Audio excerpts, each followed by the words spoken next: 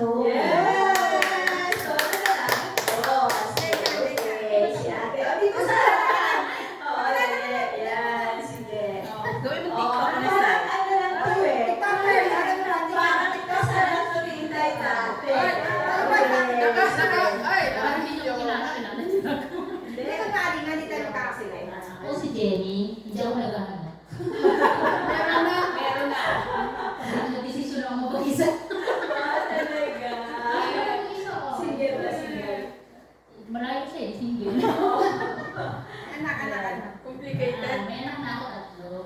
Sige Panganay ba ko. na ta? Ilang taon? Ano, yung panganay ko, Ikaw? 50 na.